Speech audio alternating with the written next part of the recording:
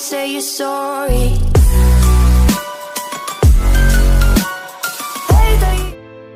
Assalamualaikum warahmatullahi wabarakatuh. Halo semua, perkenalkan kami dari kelompok 1 yang akan menjelaskan tentang apa sih itu materialisme. Nah, untuk lebih jelasnya, yuk kita simak pembahasan berikut.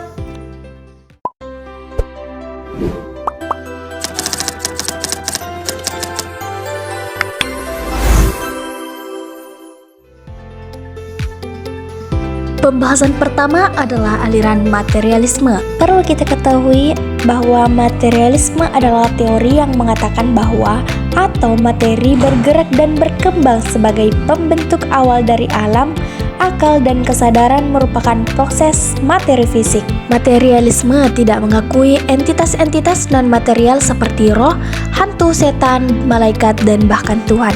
Materialisme juga tidak mengakui zat adikodrati. Dengan begitu, materialisme adalah pandangan hidup yang mencari dasar segala sesuatu.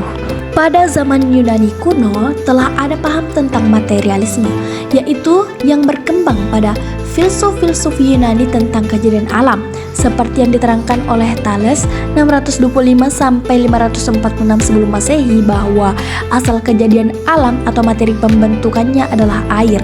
Namun menurut Anaximenes, asal kejadian alam adalah udara. Filsafat ini terus-menerus berkembang, dan menurut Heraklitus 540 sampai 480 sebelum Masehi, materi yang pembentukan alam raya ini adalah segala sesuatu yang mengalir.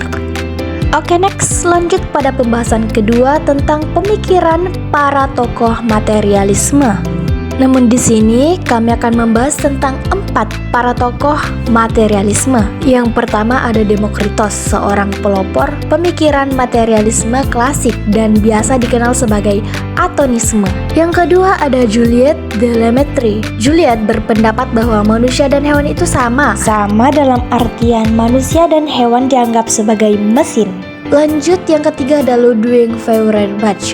Menurutnya sesuatu yang ada hanyalah materi. Kalaupun sesuatu tersebut benar ada, maka ia pasti memiliki jumlah, dan jumlah itu sendiri bisa diukur. Ludwig juga berpikir bahwa sesuatu metafisik, etika, humanitis, dan epistemologis menjunjung tinggi alat indera.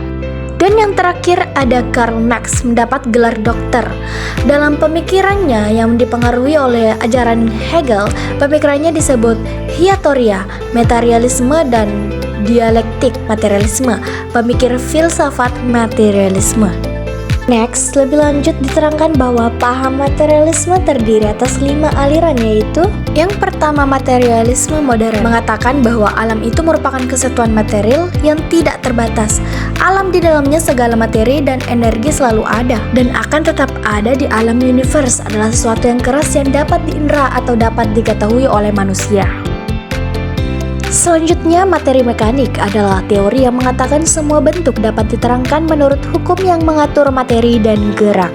Selanjutnya ada materialisme modern, mengatakan bahwa alam itu merupakan kesatuan material yang tidak terbatas.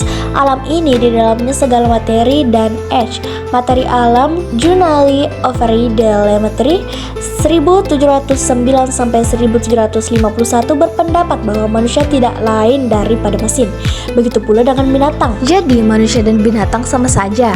Ia mengingkari prinsip hidup pada umumnya. Ia mencoba membuktikan bahwa bahan tanpa jiwa mungkin dapat hidup, bergerak, energi selalu ada dan akan tetap ada, dan alam universe adalah sesuatu yang keras yang dapat diindra atau dapat diketahui oleh manusia. Next, selanjutnya ada materialisme dialektika. Pertama kali diperkenalkan oleh Karl Marx. Material ini muncul akibat perjuangan kelas yang hebat dan muncul akibat revolusi industri. Dan yang terakhir ada materialisme histori. Perkembangan gerak pada manusia yang dimaksud Marx adalah perkembangan menuju kepada sejarahnya manusia. Pembahasan selanjutnya ada ciri-ciri materialisme.